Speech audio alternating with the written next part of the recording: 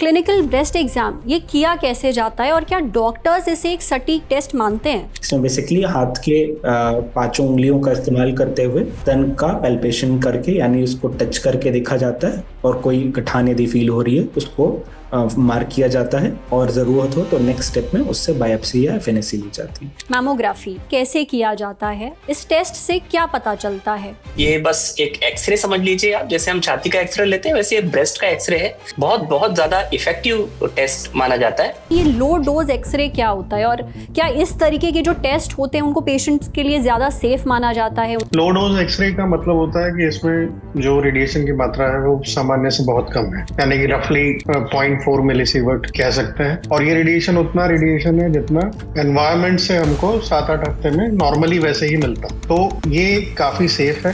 Breast ultrasound ये क्या होता है और किन पेशेंट्स के लिए ये टेस्ट ज्यादा बेहतर माना जाता है? मतलब 40 साल से कम की लेडीज में जिन कंडीशन में हमें डाउट है कि रेडिएशन हम थोड़ा भी नहीं चाहते, रिस्क है जैसे कि कंडीशन में प्रेगनेंसी या ब्रेस्ट फीडिंग, ऐसे कंडीशन में हम लोग अल्ट्रासाउंड यानी सोनोग्राफी इनका प्रयोग कर सकते हैं। ये किस टेस्ट से पता चलता है कि जो ब्रेस्ट में गांठ है वो कैंसर की गांठ है या फिर वो एक सिस्ट है, बस एक फ्लूइड बिल्डअप है? इन दोनों में डिफरेंशिएट करने के लिए बेस्ट टेस्ट सोनोग्राफी ही है, अल्ट्रासाउंड। एंड वो अल्ट्रासाउंड के माध्यम से हम ये जान सकते हैं काफी डेफिनेटिवली कि ये एक सॉलिड मास का लंप है या एक सिस्ट है जिसमें फ्लूइड भरा हुआ है। कि जो सॉलिड गठाने होती हैं उनमें कैंसर, मैलिग्नेंसी फाइंड आउट करने का चांसेस बहुत ज्यादा रहता है। अगर ब्रेस्ट अल्ट्रासाउंड और मेमोग्राफी दोनों से ही 100% पता ना चल पाए कि गांठ जो है वो कैंसर की है और ब्रेस्ट में कैंसर हो गया है, तो इनके अलावा कौन से टेस्ट किए जाते हैं ये पता करने के लिए? ऐसे छोटे छोटे लम्प्स जो हम पैल्पेट नहीं कर सकते या छू के नहीं बता सकते या जिन्हें एक्सरे ने और मेमोग्राम ने मिस कर दिया है, वो भी एमआरआई उसको पकड़ सकता है। जब भी हम कैंसर की बात करते हैं तो उसके साथ साथ बायोप्सी का जिक्र ज़रूर आता है। ये बायोप्सी होती क्या है? क्या बायोप्सी से हम कैंसर की स्टेज का भी पता लगा सकते हैं?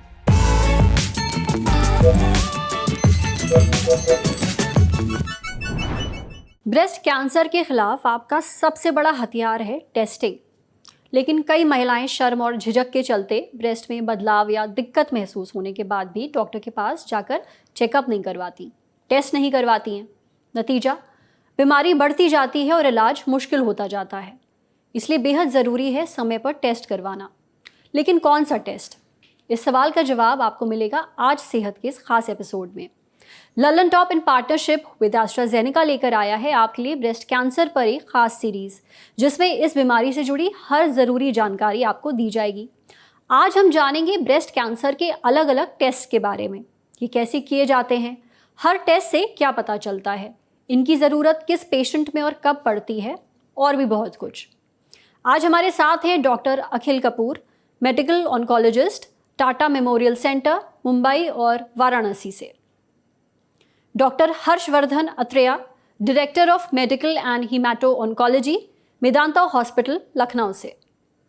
और doctor Vaibhav Chaudhary, director medical and precision oncology, Nanavati Max super speciality hospital, Mumbai से।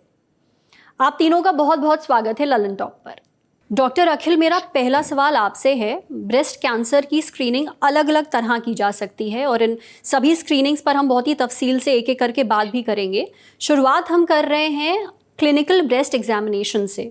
मेरा सवाल ये है कि क्लिनिकल ब्रेस्ट एग्जाम ये किया कैसे जाता है और क्या डॉक्टर्स इसे एक सटीक टेस्ट मानते हैं? बेसिकली क्लिनिकल ब्रेस्ट एग्जामिनेशन एक तकनीक है जिसके थ्रू ब्रेस्ट का एग्जामिनेशन किया जाता है। प्रशिक्षित डॉक्टर या ट्रेन नर्स इसको करते हैं और इसके थ्रू ये देखा जाता है कि स्तन में कोई गांठ है कि नहीं, कोई कड़ापन है कि नहीं और कोई डिस्चार्ज हो रहा है कि नहीं। यदि इन चीज़ों को देखा जा पाए तो इसके बारे में डिटेल आगे जांचों की ज़रूरत पड़ सकती है। ये एक आरंभिक टेस्ट है। सिर्फ इसके थ्रू जांच करना, पूरी तरह से डायग्नोस करना कई बार पॉसिबल नहीं होता, तो इसके साथ में कई और टेस्ट होते हैं जैसे मेमोग्राफी, अल्ट्रासाउंड, उनकी भी ज़रूरत पड़ती है। सिर्फ क्लिनिकल ब्रेस्ट एग्जामिनेशन एक पूरी तरह से फुल प्रूफ टेस्ट नहीं है, लेकिन हाँ, जो बीमारी यदि स्टेज 1 स्टेज 2 की बीमारी है इसको आइडेंटिफाई किया जा सकता है क्लिनिकल ब्रेस्ट एग्जामिनेशन के माध्यम से। इसमें बेसिकली हाथ के पांचों उंगलियों का इस्तेमाल करते हुए स्तन का पैल्पेशन करके यानी उसको टच करके देखा जाता है और कोई गठान यदि फील हो रही है उसको मार्क किया जाता है और जरूरत हो तो नेक्स्ट स्टेप में उससे बायोप्सी या एफएनएसी ली जाती है। और डॉक्टर साहब, क्या पेशेंट बिना गांठ महसूस किए टाइम टू टाइम डॉक्टर के पास जाके ये टेस्ट करवा सकता है, या केवल जब गांठ महसूस हो तभी ज़रूरत है क्लिनिकल ब्रेस्ट एग्जामिनेशन करवाने की? इसके लिए बोला जाता है कि सेल्फ ब्रेस्ट एग्जामिनेशन मतलब खुद से साइकिल मेंस्ट्रुअल साइकिल यानी माहवारी के 5 से 7 दिन बाद खुद से ब्रेस्ट एग्जामिनेशन हर मंथ एक बार खुद से करना चाहिए। यदि इसमें कोई चेंजेस मिलते हैं तो वो चेंजेस क्या सिग्निफिकेंट हैं, कुछ प्रॉब्लम का हिस्सा तो नहीं है, इसके लिए क्लिनिकल ब्रेस्ट एग्जामिनेशन या डॉक्टर या प्रशिक्षित नर्स के थ्रू एग्जामिनेशन अच्छा रहता है। हर महीने किसी डॉक्टर से एग्जामिनेशन कराना प्रैक्टिकली इम्पॉसिबल है, तो clinical breast examination is feasible जब हम सेल्फ ब्रेस्ट एग्जामिनेशन में कुछ दिक्कतें लगे। ओके। अगला सवाल डॉक्टर वैभव मेरा आपसे है। मैमोग्राफी, इसको तो एक काफ़ी पर्याप्त टेस्ट माना जाता है जब बात ब्रेस्ट कैंसर की होती है। इससे जुड़े मेरे 2-3 सवाल हैं।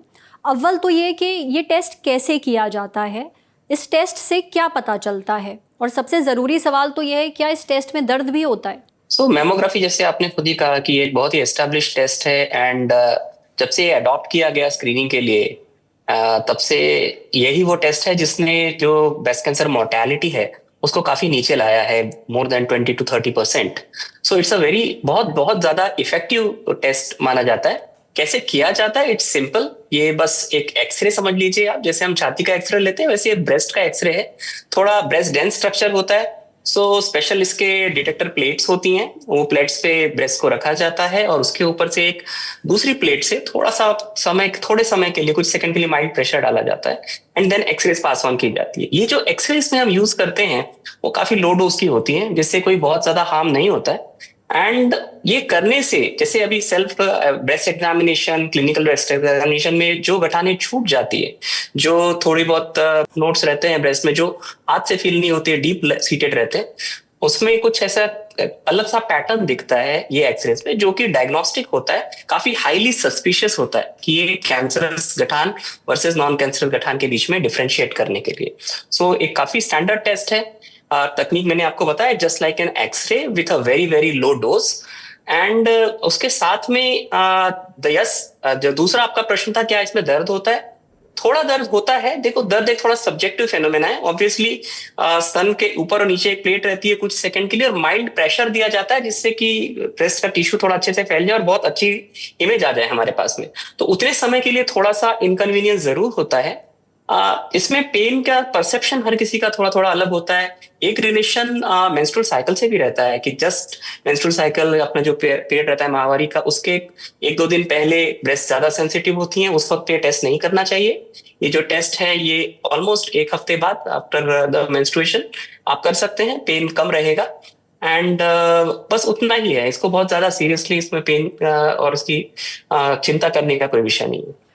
डॉक्टर हर्षवर्धन, अगला सवाल मेरा आपसे है। अभी डॉक्टर वैभव ने लो डोज एक्सरे का जिक्र किया, क्या आप हमें ये समझा सकते हैं ये लो डोज एक्सरे क्या होता है, और क्या इस तरीके के जो टेस्ट होते हैं उनको पेशेंट्स के लिए ज़्यादा सेफ माना जाता है, उनसे नुकसान नहीं होता है पेशेंट को?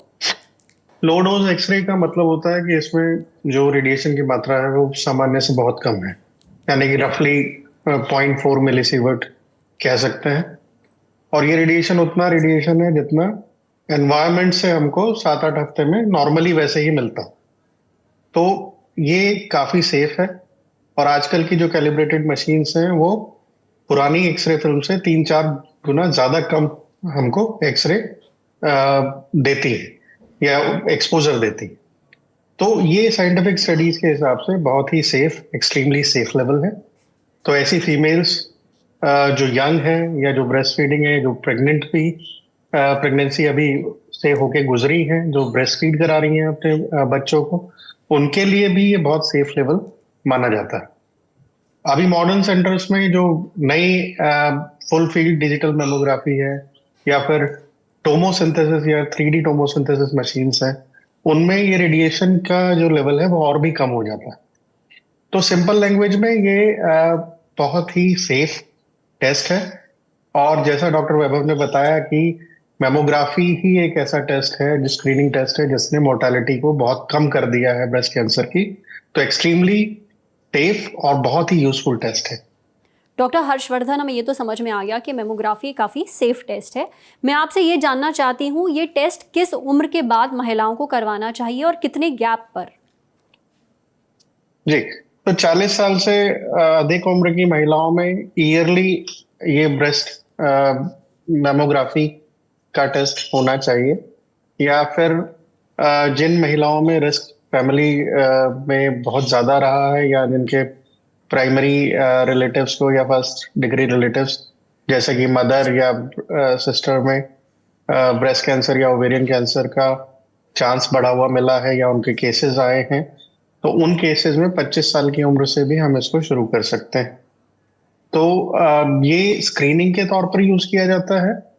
और इसका जो अगर इस टेस्ट में कोई भी गड़बड़ी हमको कुछ भी डिटेक्शन में आती है, तो हम एडवांस टेस्टिंग करके और पेशेंट को ट्रीटमेंट पर स्टार्ट कर सकते हैं। ओके, डॉक्टर अखिल, ब्रेस्ट अल्ट्रासाउंड ये क्या होता है और किन पेशेंट्स के लिए ये टेस्ट ज़्यादा बेहतर माना जाता है? अल्ट्रासाउंड मतलब सोनोग्राफी। सोनोग्राफी बेसिकली मैमोग्राफी में जैसे डॉक्टर वैभव बता रहे थे कि ब्रेस्ट को कंप्रेस किया जाता है, कंप्रेस करने से ही इमेज बेटर आ पाती है। अब क्या होता है कि यंग लेडीज में, मतलब 40 साल या उससे कम की लेडीज में ब्रेस्ट टिश्यू डेंस होती है, मतलब कि उसका मैमोग्राफी में कंप्रेस होना सफिशिएंट नहीं हो पाता है। तो उस कंडीशन में अल्ट्रासाउंड या एमआरआई, ये दो टेस्ट हैं जो किए जा सकते हैं 40 साल या उससे कम के लिए। और अल्ट्रासाउंड या सोनोग्राफी, जैसा कि नॉर्मली हम लोग सुनते रहते हैं, पेट का अल्ट्रासाउंड किया, किडनी का अल्ट्रासाउंड किया, इस तरह का एक सिंपल अल्ट्रासाउंड टेस्ट है। और इसके लिए कोई स्पेशल इंस्ट्रूमेंट ज़्यादा नहीं लगते।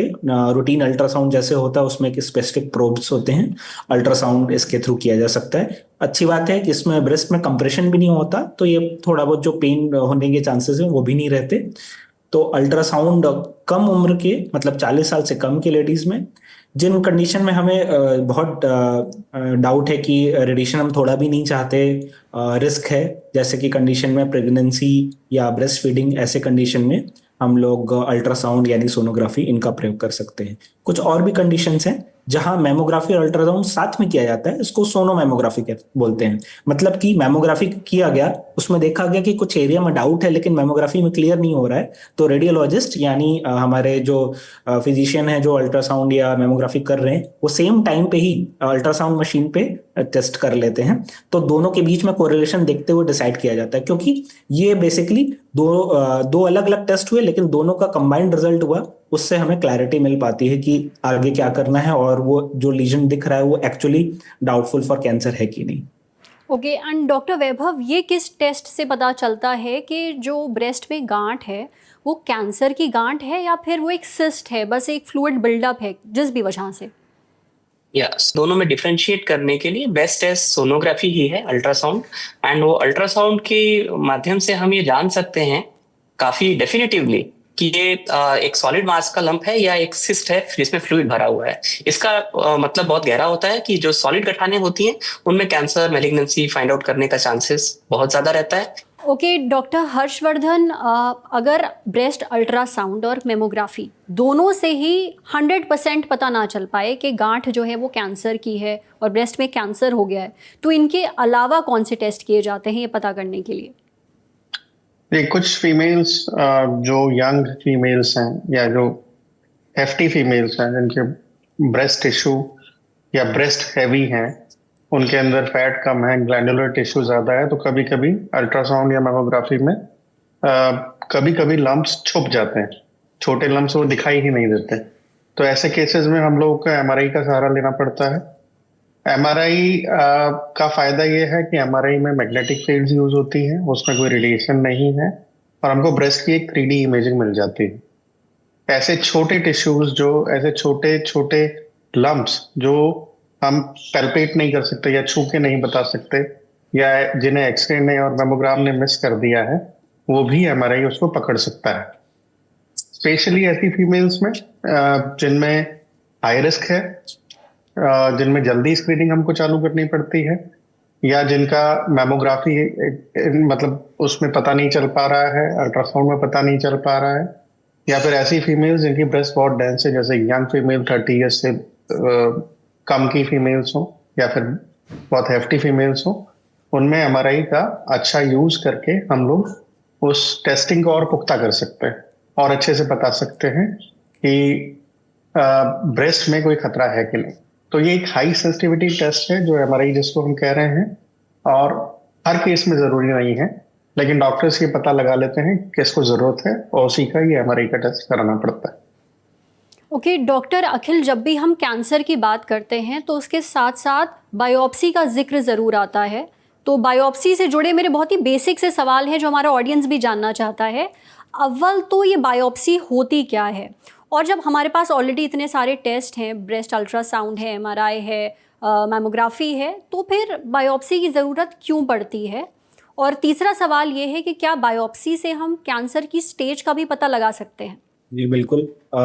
बायोप्सी ये एक ऐसा टेस्ट है जिससे ही फाइनल कंफर्मेशन होता है कि ये जो ट्यूमर है वो कैंसरस है कि नहीं। क्योंकि जैसे हमने सुना, एक ब्रेस्ट में कई तरह की गठानी हो सकती है। एक फाइब्रोएडेनोमा नाम से होती है, ये भी बहुत कॉमन गांठें हैं, खासकर यंगर एज में हो सकती है या जब मेनोपॉज की एज आ रही है उस टाइम हो सकती है, तो ये फाइब्रोएडेनोमा होती है।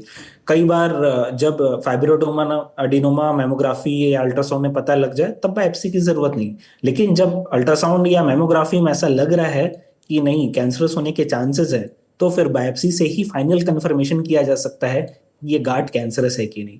फिर दूसरी बात, अब कैंसरस है तो किस तरह का कैंसर है उसी से हमारा ट्रीटमेंट भी डिसाइड होगा। अब जैसे बात करें, बायोप्सी में कुछ हार्मोन रिसेप्टर होते हैं जिसको ERPR बोलते हैं, कुछ और भी रिसेप्टर्स होते हैं जिसको HER2 बोलते हैं। तो मिनिमम ये 3 रिसेप्टर्स को चेक करना ये बायोप्सी टिश्यू में जरूरी होता है। बायोप्सी कैसे की जाती है? बायोप्सी एक सुई की जात है जिसको एक या तो अल्ट्रासाउंड या CT गाइडेड बायोप्सी की जाती है। ब्रेस्ट के केस में usually ultrasound guided biopsy preferable होती है। कई बार गांठ बड़ी हो तो डायरेक्ट बायोप्सी भी की जा सकती है जिसमें किसी स्पेसिफिक गाइडेंस की जरूरत नहीं पड़ती। तो ये एक सुई से बेस्ड टेस्ट है। इसकी एक स्पेसिफिक नीडल होती है, उस नीडल से बायोप्सी ली जाती है और उस नीडल के थ्रू बायोप्सी टिश्यू को एक फॉर्मुलिन नाम से एक सैंपल होता है उसमें डाल के आगे जांच के लिए भेजा जाता है और उस सैंपल को मोम के टुकड़े वैक्स ब्लॉक में कन्वर्ट कर लिया जाता है। इस वैक्स ब्लॉक का ये एडवांटेज होता है कि हमें आगे कोई और टेस्ट भी कराने की जरूरत हो तो उसी सेम ब्लॉक पे किया जा सकता है यदि टिश्यू सफिशिएंट हो, यानी उसमें कैंसर टिश्यू ठीक अमाउंट में है तो आगे और भी जांचें, जैसे कुछ कंडीशन में जब एडवांस ब्रेस्ट कैंसर है उसमें ट्रीटमेंट के लिए हमें कोई स्पेसिफिक और एडवांस टेस्ट की जरूरत है तो वो भी बायोप्सी टिश्यू पे किए जा सकते हैं। अब रही बात बायोप्सी से हमें क्या पता लगता है और इससे स्टेज पता लगता है कि नहीं। बायोप्सी से हमें कैंसर है कि नहीं, और कैंसर है तो किस टाइप का कैंसर है, जैसे adeno carcinoma, ductal carcinoma, lobular carcinoma, ये टेक्निकल टर्म्स है। किस टाइप का कैंसर है बेसिकली ये पता लगता है। दूसरी बात, बायोप्सी से स्टेज बताना संभव नहीं है। स्टेज का मतलब है बीमारी शरीर में कहाँ कहाँ है। कई बार जैसे CT स्कैन या MRI हुआ या पेट CT हुआ, इससे हमें पता लगेगा बीमारी कहाँ कहाँ फैली है। सिर्फ ब्रेस्ट में है, ब्रेस्ट के साथ नोड्स कुछ होती हैं, नोड्स में है कि नहीं, जिसको कांख बोलते हैं, साइड्स में कांख में है कि नहीं, फिर ब्रेस्ट से निकल के कहीं लीवर, लंग्स यानी अदर दूसरे ऑर्गन्स में गई है कि नहीं। ये सारी चीजें स्कैन से पता लगती हैं, जो CT स्कैन हो या पेट स्कैन हो, इस तरह के स्कैन से स्टेजिंग डिसाइड होती है। बायोप्सी से दो चीज पता क्लियर लगती है, किस टाइप का कैंसर है और कैंसर है कि नहीं। बेसिकली ये दोनों चीजें बायोप्सी से हमें डिटेल पता लगता है। ओके डॉक्टर, थैंक यू ये क्लियर करने के लिए। Doctor Vaibhav, core needle biopsy, surgical biopsy और फाइन नीडल बायोप्सी, ये तीनों अलग अलग प्रकार हैं बायोप्सी के। मैं ये समझना चाहती हूँ इन तीनों में एक तो फ़र्क क्या होता है, दूसरी चीज़ कौन सी बायोप्सी किस पेशेंट के लिए ज़्यादा बेहतर मानी जाती है? बहुत बहुत अच्छा और प्रासंगिक सवाल है एक्चुअली कि ये 3 प्रकार की चीजें हैं जिससे हम एग्जामिन करते हैं और इस कंक्लूजन पे पहुंचने की कोशिश करते हैं कि ये कैंसर है या नहीं। सो फाइन नीडल एस्पिरेशन जो होता है वो एज नाम के हिसाब से बहुत बारीक सी सुई होती है। तो इससे हम जो ऑब्वियस गठाने रहती हैं, जैसे स्किन के ऊपर से जो हम फील कर सकते हैं मोस्टली थायराइड की, या एट टाइम्स पहले ब्रेस्ट में भी हम एक छोटा सा बहुत बारीक सा नीडल डालते हैं एंड उससे सिर्फ कैंसर के सेल्स, कुछ सेल्स उसमें आते हैं जिसे हम माइक्रोस्कोप के नीचे देख करके बता सकते हैं कि कैंसर है या नहीं है। बट अभी जैसे साइंस बहुत एडवांस हो गया है और हमें और ज्यादा इंफॉर्मेशन चाहिए रहती है कि उसका स्ट्रक्चर क्या है, बाकी जो टिश्यू है उसमें और कौन से सेल्स हैं। और आगे के जो मार्कर है, जैसे डॉक्टर अखिल अभी कह रहे थे कि हमें कुछ हार्मोन रिसेप्टर्स या हमें कुछ मॉलिक्यूलर ऐसे कुछ टेस्ट करने होते हैं जिससे आगे की थेरेपी डिसाइड होती है, तो वो सब एफएनएसी से पॉसिबल नहीं है। इसीलिए एफएनएसी सिर्फ एक ओपीडी प्रोसीजर, क्योंकि उसमें पेन बहुत कम होता है, हम ओपीडी प्रोसीजर के हिसाब से बिना पेशेंट को एडमिट किए जल्द से झट से करने वाला टेस्ट है और पता लगाने वाला टेस्ट है। तो बहुत स्पेसिफिक इंडिकेशन अभी एफएनएसी के रह गए हैं, जैसे कि एक थायराइड नोड्यूल के लिए काफी हम यूज करते हैं, थायराइड का जो भी गठाने रहती है, या सुपरफिशियल कोई लंप है जहां हमें डाउट है कि ये कैंसरस है या नहीं, वो जानने के लिए। इसके बाद में आ जाता है कोर बायोप्सी, जो कि अभी स्टैंडर्ड बन चुका है, गोल्ड स्टैंडर्ड फॉर ज्यादातर सॉलिड कैंसर्स के लिए, इंक्लूडिंग ब्रेस्ट। क्योंकि हमें एक थोड़ा सा इसमें फर्क यही है कि थोड़ा इसका नीडल का गेज थोड़ा बड़ा रहता है एफएनएसी के नीडल से। सो इसमें थोड़ा सा लोकल एनेस्थीसिया इन्फिल्ट्रेट करके हम या तो सोनोग्राफी से गाइड करके कर सकते हैं। इस बायोप्सी को ज्यादातर यही किया जाता है कि सोनोग्राफी गाइडेंस के अंदर बराबर सॉलिड कंपोनेंट से वो नीडल डाली जाती है। थोड़ा सा पेन इसमें ज्यादा होता है, बट ये भी कोई बहुत ज्यादा इनकन्वीनियंस वाला प्रोसीजर नहीं है। इसमें एडवांटेज ये होता है कि डेफिनेटिवली हमें एक ट्यूमर का पूरा एक सिलेंडर मिल जाता है छोटा सा, जिसमें हमें ट्यूमर सेल्स वो किस प्रकार के हैं, किस प्रकार का कैंसर है, एडेनोकार्सिनोमा है, स्क्वेमस है, और कोई वेरिएंट है, लिम्फोमा है, वहां तक हम जा सकते हैं। और उस मटेरियल पे हम स्पेशल टेस्ट करके उसको फर्दर कैरेक्टराइज कर सकते हैं कि हमें कौन सी थेरेपी हमारी इसमें काम करेगी, कौन सी टारगेट थेरेपी हम इसमें दे पाएंगे। इवन इम्यूनोथेरेपी के लिए भी जो मार्कर्स हम यूज करना चाहते हैं वो सब बायोप्सी, कोर बायोप्सी पे ही होते हैं। इसीलिए सबसे ज्यादा जो आज के डेट में यूज हो रही है बायोप्सीज, वो कोर बायोप्सीज है सॉलिड ट्यूमर्स के लिए, इंक्लूडिंग ब्रेस्ट कैंसर। अब हम आ जाते हैं इंसिजनल बायोप्सीज के लिए या एक्सिजनल बायोप्सी के लिए, जो सर्जिकल बायोप्सी से हम कहते हैं। तो ये एक बड़ा इंसिजन लेकर के गठान को निकाला जाता है। अब ये इसके इंडिकेशन बहुत कम रह गए हैं। इसको ऐसी सिचुएशन में किया जाता है जब हमारी कोर बायोप्सी फेल हो जाती है, उसमें हम क्लियरली नहीं बता पा रहे हैं कि कैंसर सेल्स हैं या किस प्रकार के हैं। कुछ स्पेसिफिक सिचुएशंस हैं ऐसी, जैसे लिम्फोमा जो एक हमारे लिम्फ नोड्स का कैंसर होता है, या सार्कोमा जो थोड़ा सा डिफिकल्ट होता है डायग्नोसिस के लिए, तो हमें उसके लिए एक बड़ा टिश्यू लगता है। तो इसके लिए हम एक इंसिजन लगा के, एक बड़ा प्रोसीजर है, एंड इसका अभी उपयोग कम होते जा रहे हैं, क्योंकि कोर बायोप्सी में ही हम इतनी सारी टेक्नोलॉजीज के थ्रू ज्यादातर निदान कर पा रहे हैं। थैंक यू डॉक्टर वैभव। आखिरी सवाल डॉक्टर हर्षवर्धन मेरा आपसे है। इनफैक्ट अभी डॉक्टर वैभव बात भी कर रहे थे कि बायोप्सी में ही काफ़ी हद तक आपको ये समझ में आ जाता है कि किस तरीके की थेरेपी मदद करेगी। मैं ये जानना चाहती हूँ, जब हम बायोप्सी कर लेते हैं उसमें हमें पक्के तौर पर पता चल जाता है कि कौन सा कैंसर है, तो क्या इलाज, क्या लाइन ऑफ ट्रीटमेंट सबसे बेस्ट रहेगा, कौन सी थेरेपी सबसे बेस्ट रहेगी? क्या बायोप्सी इस चीज़ की भी क्लैरिटी देता है, और ये आप कैसे डिसाइड करते हैं बायोप्सी के बाद? जी, बायोप्सी बहुत जरूरी है ट्रीटमेंट डिसाइड करने के लिए, सिर्फ ब्रेस्ट कैंसर नहीं, सारे ही कैंसर्स में। तो बायोप्सी बेसिकली डायग्नोस्टिक तो है ही, लेकिन वो हमारे लिए डायरेक्शनल भी है। ये डायरेक्शंस हमें उससे मिलती हैं कि हमको इस ट्रीटमेंट, इसके पेशेंट के ट्रीटमेंट को किस तरह से करना है, पेशेंट का कैंसर कितना एग्रेसिव है, हमको क्या अप्रोच लेनी है उसको पूरी तरह से ठीक करने के लिए। ट्रीटमेंट की इंटेंसिटी हमको घटानी है, बढ़ानी है। हम उसको ओरल थेरेपी दे सकते हैं क्या, या हमको कीमोथेरेपी देनी पड़ेगी? कीमोथेरेपी देनी है तो वो किस टाइप की कीमोथेरेपी देनी है? क्या हम इस ट्रीटमेंट को बेटर कर सकते हैं? उसमें हम टारगेटेड थेरेपी या इम्यूनोथेरेपी देकर और ज्यादा ट्रीटमेंट को बेहतर कर सकते हैं। तो बायोप्सी एक ब्लूप्रिंट है जो हमको पूरी जानकारी दे रहा है कि पेशेंट की बीमारी किस तरह की है, उसका टाइप क्या है, उसका ग्रेड क्या है, यानी कि उसकी एग्रेसिवनेस क्या है, और उसका रिसेप्टर प्रोफाइल, या फिर उसमें कौन कौन से ऐसे जीन्स हैं जिन्होंने उस कैंसर को बढ़ने में मदद की है। अगर हम उसको रोकें तो कैंसर का ट्रीटमेंट बहुत सक्सेसफुल रहेगा।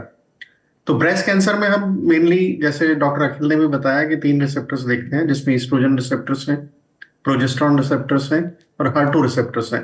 तो ये 3 मेन रिसेप्टर्स हैं। इसमें से अगर हार्मोन रिसेप्टर पॉजिटिव है तो हम पेशेंट को हार्मोन थेरेपी से, यानी कि पिल्स से ट्रीट कर सकते हैं, जो कि टैबलेट्स हैं, सिंपल टैबलेट्स हैं। एडवांस केसेस में हम लोग हार्मोन थेरेपी का यूज करते हैं। और अगर HER2 पॉजिटिव है तो इसका मतलब ये थोड़ा एग्रेसिव टाइप है, लेकिन हमारे पास इसके लिए टारगेटेड थेरेपी है। और टारगेटेड थेरेपी भी first generation, second generation, third generation आ गई है।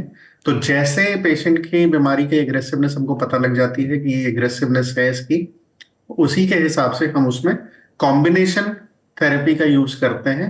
अगर ये तीनों रिसेप्टर्स नेगेटिव निकलते हैं तो उसको हम कहते हैं ट्रिपल नेगेटिव ब्रेस्ट कैंसर, जो कि एक बहुत एग्रेसिव ब्रेस्ट कैंसर माना जाता है।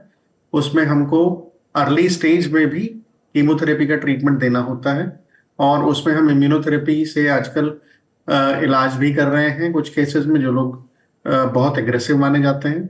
इसी में Ki-67 इंडेक्स है, और भी बहुत सारी चीजें हैं।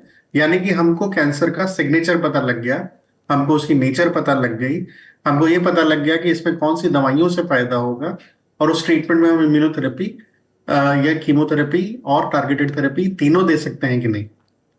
कुछ केसेस ऐसे होते हैं जिनमें अर्ली ब्रेस्ट कैंसर है, फिर हम इस डिलेमा में हैं कि इस पेशेंट को हमको कीमोथेरेपी देनी भी चाहिए कि नहीं।